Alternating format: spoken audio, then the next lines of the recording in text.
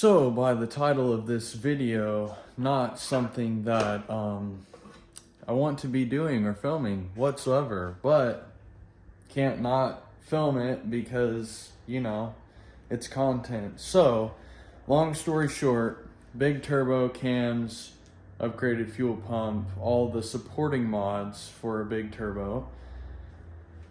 Had some spark blowout, put some fresh plugs in it, did a pull, started getting some weird vibration. As the RPMs get higher, the vibration gets worse. It doesn't matter if you're sitting still, it doesn't matter if you're driving.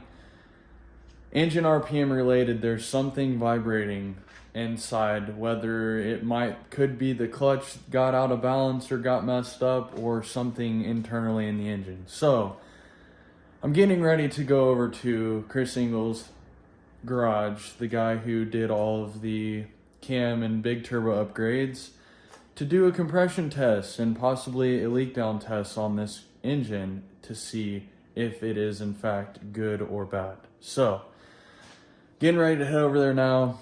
Just figured I'd take you guys along. So fingers crossed this is not a hurt engine that we're dealing with here.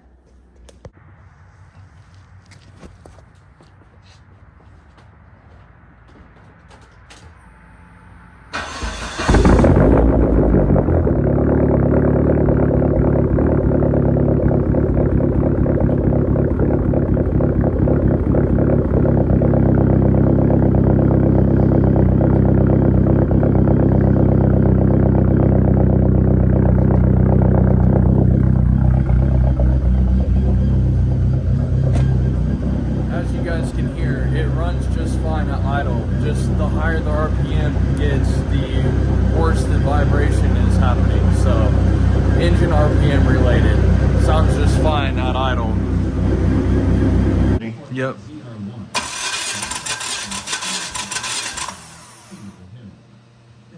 Head now, so you're good.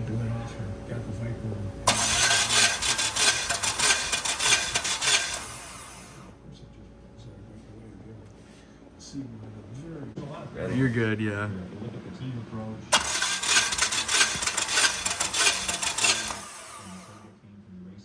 One's lower.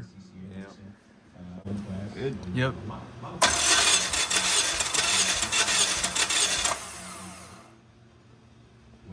Be 100%. Man, look at that. That's pretty close to zero, isn't it? Yeah, it is. So there's no leakage on that cylinder. No leak in one, just low compression. Yeah.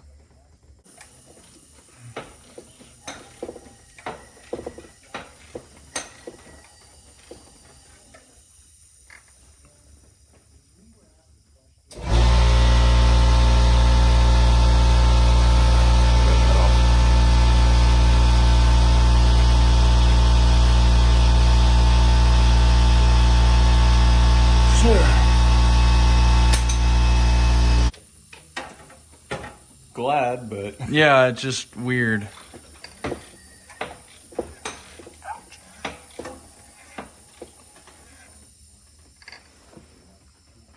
got a better hand on that one.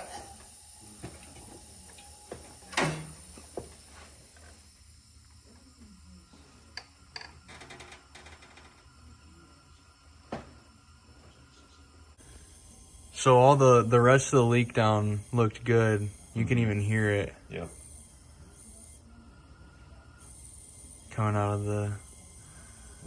You can also, instead of the dipstick, you can... Oh yeah. You can feel it coming out of there too.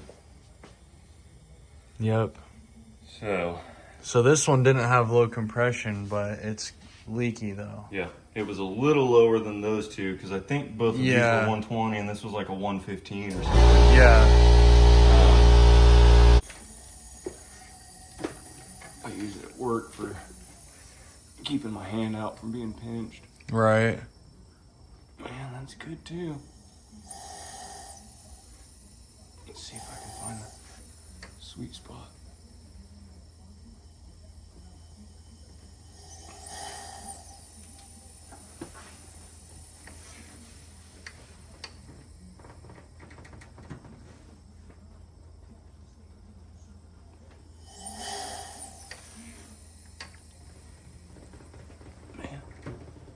It's good. Say that one's holding like the first two were. Yep.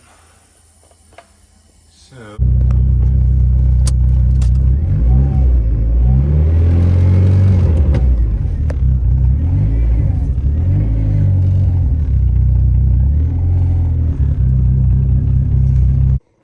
All right, we got a quick garage tour. This is not my garage. This is my dad's garage that he just built.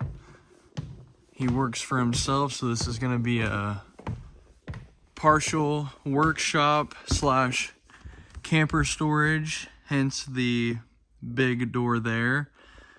But for now, this is where the SRT is going to live for the next few months while I'm still in Texas. We're up in the loft right now. I don't know if you guys could tell by that inside clip, but the car vibrates a lot. Moral of the story is that the engine isn't necessarily hurt, but the engine isn't in tip-top shape. We don't think that that is the cause of the vibration like we were suspecting after the tests we did. As you guys could see, we have iffy compression in the motor, but from cylinder to cylinder, it's not a terrible drop. The leak down was a little concerning in cylinder 3, but not really enough to condemn the motor. The motor mount that I thought might be the issue, the frame motor mount that's on the passenger side frame horn, appears to actually be compromised. So we're thinking that the vibration could be because that side of the engine is basically sitting on the frame on that side of the car and pretty much translating through the frame of the car. So we're going to try and replace that and see if it fixes the issue, and hopefully that's all it is. And if that's the case, she'll be good to go for another, certain amount of time. But I'm getting ready to go back to Texas, and that is pretty much all we found for this trip back to Indiana. So hopefully in a couple months I'll have another video saying that it is in fact the motor mount and not a bad engine, so, or a clutch, whatever. So yeah, a lot of talking, a lot of diagnosing and trying to figure out the issue, but hopefully that's all it is. And until next time, we'll just try and stay positive and see what else we got in store. So see you in the next one.